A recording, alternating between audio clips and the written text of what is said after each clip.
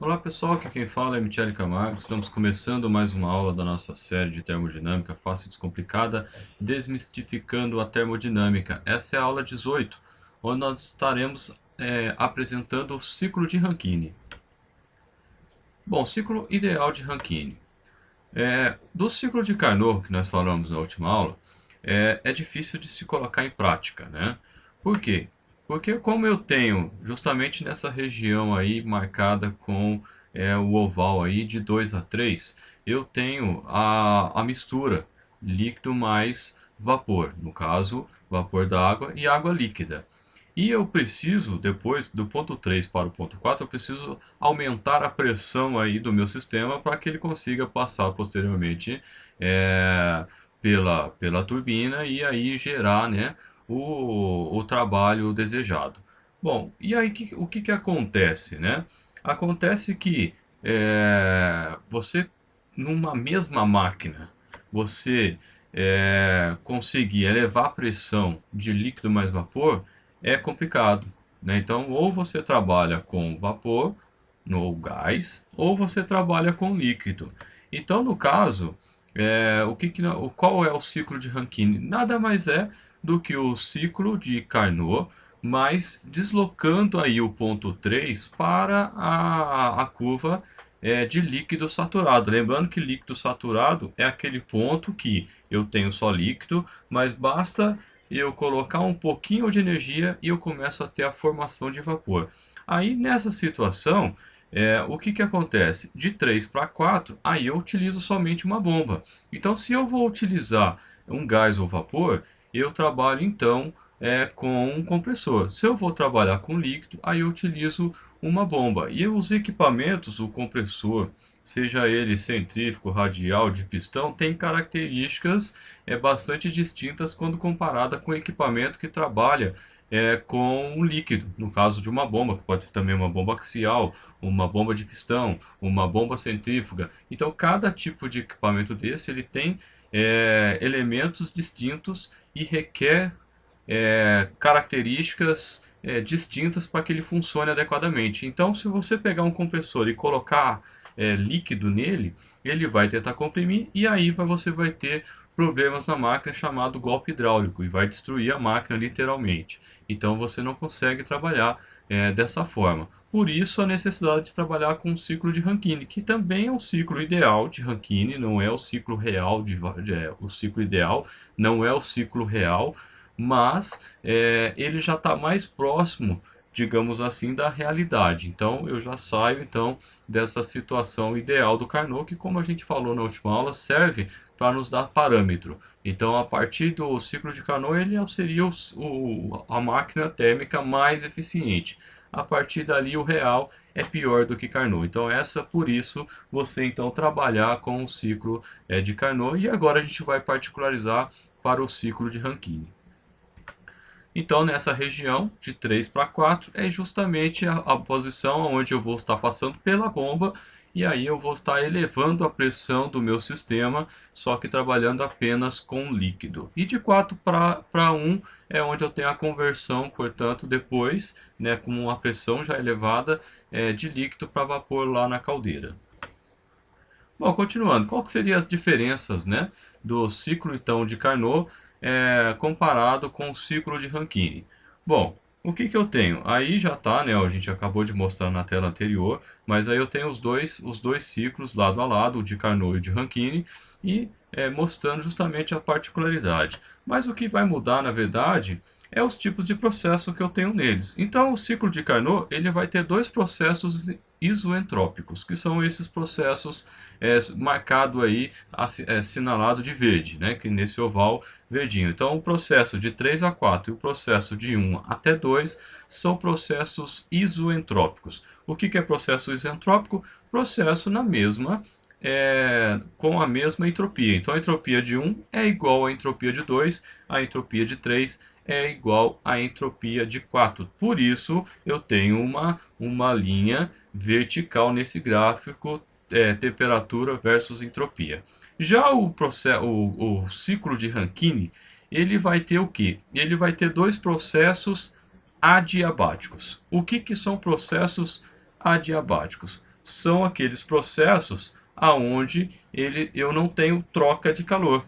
Então eu não tenho mudança, troca de calor entre o ambiente. Esses pontos aí, 1 a 2 é a minha turbina e o ponto 3 a 4 é a minha bomba, né? Então nesses dois casos eu tenho processos adiabáticos, ou é considerado que o processo é adiabático, ou seja, eu não tenho troca de calor através desses dois equipamentos. É claro que na prática, por mais isolado que seja a bomba ou a turbina, do ponto de vista, né, térmico, não é perfeito e eu vou ter fuga de calor através desses dois equipamentos, mas faz parte, né, do sistema. O ciclo de Carnot ele vai ter dois processos isotérmicos. O que é processo isotérmico? São processos que acontecem à mesma temperatura. Então, no caso aqui do ciclo de Carnot, do ponto 4 ao ponto 1, eu tenho exatamente o trecho onde eu estou tendo a conversão, seria a caldeira, né? Onde eu tenho a conversão da água líquida para a água na forma de vapor, chegando no ponto 1, totalmente o vapor saturado. O que é vapor saturado mesmo? É aquele ponto onde eu só tenho vapor, mas se eu perder um pouquinho de energia, eu passo então até a formação de líquido ali no meu sistema, que seria a mistura líquido mais vapor. E o processo de 2 até 3 também é um processo isotérmico, por isso que é uma horizontal, porque aqui nesse gráfico no eixo Y eu tenho a temperatura, então por isso é uma linha horizontal. Por outro lado, no ciclo de Rankine, eu vou ter dois processos chamados isobáricos. O que são processos isobáricos? São processos que acontecem na mesma pressão. Bom, aqui você fala, mas pode pensar, eu tenho o gráfico temperatura por entropia e eu tenho aí no processo de 2 a 3, eu tenho o processo uma linha horizontal, que seria na mesma temperatura. Não sei se você acompanhou as minhas aulas ou se você se lembra, onde nós mostramos que na situação de líquido mais vapor, justamente abaixo do sino, eu tenho aquela condição que eu não posso considerar a temperatura e pressão como propriedades, as duas juntas como propriedade de estado, porque a temperatura ela não muda na situação onde eu tenho a mudança de fase. Então, nesse caso, eu tenho justamente essas curvinhas vermelhinhas que está subindo aí, né? Logo no cantinho aí próximo do onde está escrito S, né, do gráfico, da entropia ali, indicando, né, o eixo. E aí o que acontece? Do ponto 4 até o ponto 1, ele é a linha que me descreve qual que é a curva de pressão constante. Então ele vem, sobe, quando ele chega na divisão ali, que ele vai virar na região interna, que ele chega líquido saturado, ele começa a ganhar, continua ganhando calor, e aí ele se mantém na mesma pressão e na mesma temperatura, quando ele chega na condição de vapor saturado. Dali, aí sim ele passa a se dividir, passa a ser linhas diferentes da temperatura e ele volta a crescer novamente. Continuando, quais são os fatores que influenciam o rendimento, ou como que eu defino o rendimento do ciclo de Rankine? No ciclo de Carnot, a gente mostrou na última aula, é 1 menos T2 menos T1, a gente explicou porque eu não vou entrar aqui de novo no mérito. Só que isso não vale, o ciclo, essa equação aqui do rendimento, ela não vale para o ciclo de Rankine, ela vale só para o ciclo de Carnot. Por quê? Porque eu tenho, no caso aqui do ciclo de Rankine, temperaturas das duas fontes não são constantes. Então a fonte fria ela não é constante e a fonte quente ela não é constante também. Só que por analogia a gente pode entender que o rendimento ele é proporcional às temperaturas médias das duas fontes. Então é por aí que a gente vai trabalhar. Então, se eu for pensar aqui, quanto menor a temperatura de condensação, lá no gráfico, quanto menor a temperatura que eu condenso, maior é o rendimento. Ou se quanto maior a temperatura de vaporização, também eu tenho um rendimento maior. Bom, isso vai estar impactando exatamente na temperatura versus aí a pressão correspondente a essa temperatura de vaporização ou condensação. Bom, o que a gente viu? A gente viu que o rendimento de uma máquina térmica seria o trabalho que sai menos o trabalho que entra, dividido pelo calor que entra. Nesse caso, então, para o ciclo de Rankine seria o trabalho da turbina menos o trabalho da bomba, dividido pelo calor que entra através da caldeira, né? Então, através da caldeira eu tenho a introdução de calor no meu sistema e desta forma eu consigo calcular o rendimento do ciclo de Rankine. Mas se eu for pegar na primeira lei da termodinâmica, o que eu tenho? O que eu tenho é que o trabalho da turbina mais o calor da caldeira é igual ao calor que eu tenho lá no condensador, que sai, né, através do condensador, mais o trabalho da bomba. Então eu consigo definir aqui que o trabalho da turbina menos o trabalho da bomba é o calor da caldeira menos o calor do condensador. Fazendo, portanto, colocando essa equaçãozinha na equação acima do rendimento de Rankine, eu chego que o rendimento de Rankine, então, é igual ao calor da caldeira menos o calor do condensador, dividido pelo calor do condensador. Fazendo a mesma analogia, ou fazendo a mesma montagem que eu tenho para o ciclo de Carnot, ficaria, então, 1 menos o calor do condensador, dividido pelo calor que entra na caldeira. Esses, então, a gente está definindo o rendimento para o ciclo de Rankine. 1 menos calor que sai pelo condensador, dividido pelo calor que entra através da caldeira. Bom, eu tenho alguns pontos que vão influenciar, então, o meu rendimento de Rankine, né? Então, o que eu tenho aqui? Antes disso, eu tenho, lembrando que eu estou no gráfico TS e a definição de entropia é justamente o calor dividido pelo tempo. Então, se eu for pegar aqui na caldeira, esse seria o calor, essa área seria o calor que eu introduzo na minha turbina, na minha caldeira. Por outro lado, lá no condensador, essa área acima, abaixo da linha que mostra o processo de 2 a 3, que é o processo de condensação, abaixo dessa linha é justamente a área, o calor que sai através do condensador. O que eu tenho então? A área, o rendimento, no caso da minha turbina, é justamente a área que está nessa imagem que está escrito condensador embaixo, é justamente o calor útil, digamos assim, é o que está no centro do ciclo. Então, o que está dentro do ciclo é o calor útil utilizado pelo meu sistema, que eu tenho um calor rejeitado, que é abaixo da linha do processo 2 a 3, e tenho todo esse calor que seriam a curva abaixo que vai de 4, do processo 4 até o processo 1. Bom, agora sim, né? O que influencia o rendimento de Rankine? Tem algumas coisas que eu posso estar trabalhando. Aqui a gente vai apresentar visualmente porque fica mais fácil de compreender do que apresentar do ponto de vista equacional. Então, o que eu tenho aqui? Eu tenho uma das maneiras de se aumentar o rendimento seria o uso de vapor superaquecido. O que é o vapor superaquecido? Lá no final da caldeira, eu tenho o vapor saturado. Ele sai vapor saturado.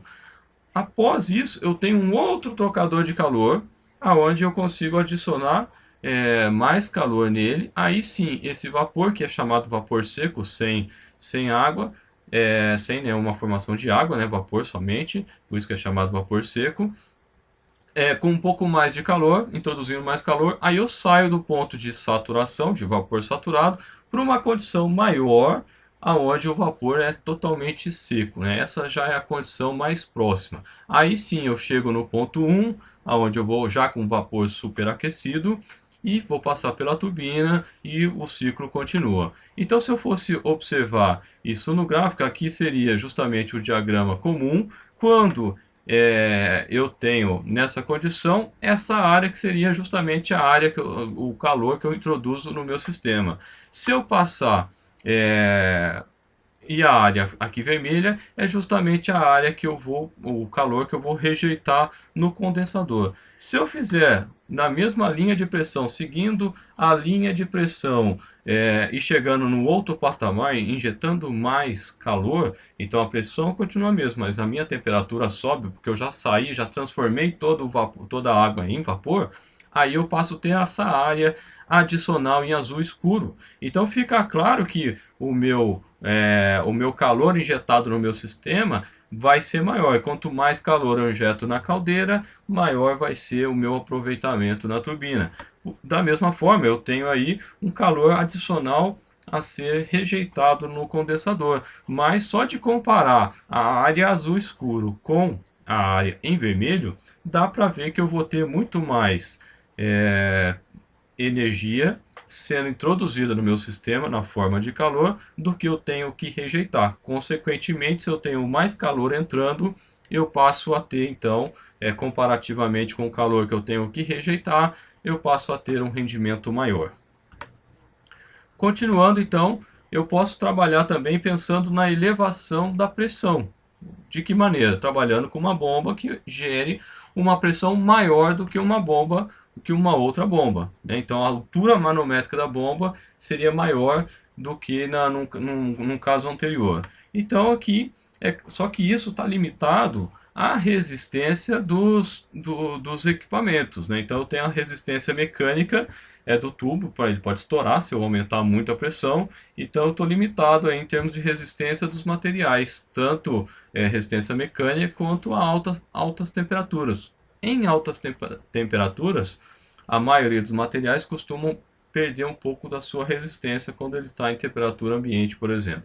Então, a minha limitação nesse tipo de solução ela é menor.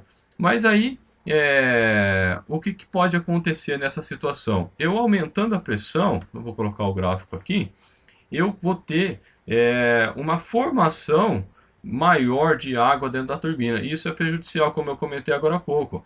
Se eu trabalhar com uma turbina que é preparada para trabalhar com vapor e começar a operar com ela com água, eu vou ter o chamado golpe hidráulico a turbina vai ter problema. Não só a turbina, como qualquer equipamento que é preparado para trabalhar com vapor, com gás ou vapor, e você trabalhar com líquido, você vai ter problema e vice-versa. Bom, essa seria a área, o calor, então, original. Se eu aumentar a pressão, aqui o calor é rejeitado. Se eu aumentar a pressão para um ponto 4 linha, por exemplo, aqui eu coloquei bem exagerado só para ficar mais fácil de visualizar, eu passo a ter essa outra área. Visualmente dá para ver que essa área ela é maior do que a área anterior em azul. Mas por outro lado, eu vou ter maior formação de água, como a gente acabou de comentar. Então essa solução ela é mais restritiva por esses dois pontos de vista, do ponto de vista da resistência dos materiais dos tubos e também porque eu vou ter uma geração maior aí de água dentro da turbina. A solução nesse caso seria combinar esse com aquele caso do vapor superaquecido. Aí eu saio então dessa situação de geração de vapor, né, dentro da turbina. Um outro ponto seria, então, eu trabalhar com o chamado reaquecimento do vapor. Então, nessa situação onde eu tenho a possível formação de vapor, eu extraio, então, eu utilizo o meu vapor numa turbina chamada turbina de alta pressão, que seria o TAP, que está aí marcado. Eu retiro esse vapor, passo novamente para um trocador de calor, onde ele recebe mais calor, aonde com isso ele sobe a sua temperatura, e aí eu passo, portanto, para uma turbina chamada turbina de baixa pressão, que seria uma outra turbina, as duas interligadas através do mesmo eixo, e aí eu passo a ter um resultado melhor do que eu teria se eu não tivesse essa solução. Então, se vamos olhar isso aqui no nosso diagrama. Então seria esse o diagrama, mas eu vou mostrar aqui em forma de área para ficar mais visível. Então o que eu tenho? Seria a primeira situação onde eu trabalho com vapor superaquecido, só o vapor superaquecido, além, né, dessa questão do reaquecimento, eu também trabalho com vapor superaquecido aqui. E aí o que acontece? Do ponto 1 indicado aí, quando ele começa a descer, num determinado ponto, eu aqueço novamente, extraio esse vapor da minha turbina, né, da primeira turbina, e passo novamente a aquecer esse vapor, onde ele vai novamente para a condição de vapor superaquecido lá no ponto 3. E com isso eu tenho um rendimento muito maior, no caso, quando comparado com o sistema sem superaquecimento. Então esse aqui seria o sistema ou o ciclo mais utilizado, digamos assim, em termos de rendimento. Eu sobreaqueço, eu reaqueço novamente o meu vapor e com isso eu ganho toda essa área em azul escuro que está indicado aí na figura, com rendimento maior do meu equipamento. E também você veja que do ponto 3 agora para o ponto 4 eu passo a ter então uma situação em que eu não vou ter a formação de vapor na segunda turbina. Na primeira, aqui pelo diagrama, eu vou ter um pouco de vapor, mas já na segunda eu não tenho. Com isso, eu trabalho com equipamento mais em condições operacionais, com menos riscos operacionais. Bom, continuando então, uma outra forma seria o chamado pré-aquecimento. Então, o que acontece? Vai ter aquela situação que eu comentei, aonde eu vou ter, eu vou ter justamente uma formação de vapor dentro da turbina. É aí que eu faço? Eu extraio esse vapor dessa turbina, parte desse vapor, e repasso por um trocador e pré-aqueço aquela água que sai da bomba. Então, nesse caso, eu teria aqui um trocador adicional, que está indicado aqui em azul, e teria o VRP, que é válvula reguladora de pressão. Por que é importante essa válvula reguladora de pressão? Porque do ponto 3, eu vou depois reintroduzir esse vapor que entrou, que fez o pré-aquecimento aqui, e nesse caso eu estaria então reintroduzindo no condensador, só que as pressões são mais altas. E para que eu consiga igualar as pressões, aí eu tenho essa válvula reguladora de pressão, que por mais que a pressão esteja alta no ponto 7, ele vai abaixar essa pressão do ponto 8, ficando, portanto, a pressão do condensador, a pressão 8 igual à pressão 2 que entra no condensador, e eu não tenho conflitos de pressão aí no meu sistema.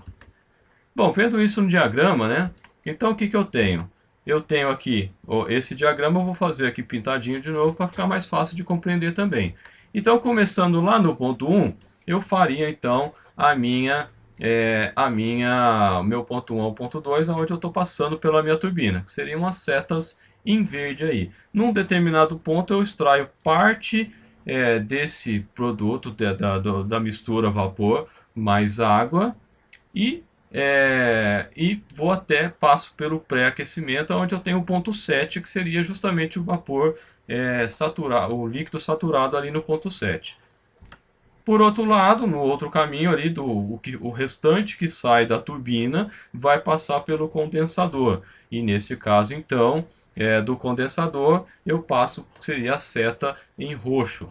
Continuando, o vapor que chegou lá no ponto 7, eu tenho que retornar ele para o ponto 8, de modo que eu consiga fazer a condensação restante aí do material. Então seria justamente essa seta em cor de abóbora claro, não sei que cor que é essa aí, esse amarelinho diferente aí. E com isso, por causa da válvula reguladora de pressão, eu jogo a pressão 7 para a pressão 8. Consigo derrubar essa pressão por causa dessa válvula reguladora de pressão.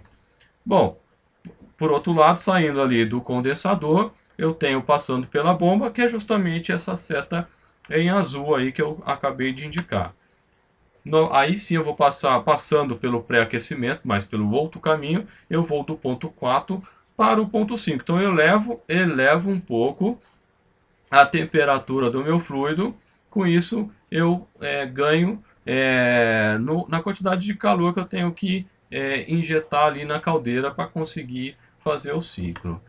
E aí eu vou passar na turbina, né, no gerador de vapor, e sair do ponto 5 até o ponto 1, onde tudo vai começar novamente.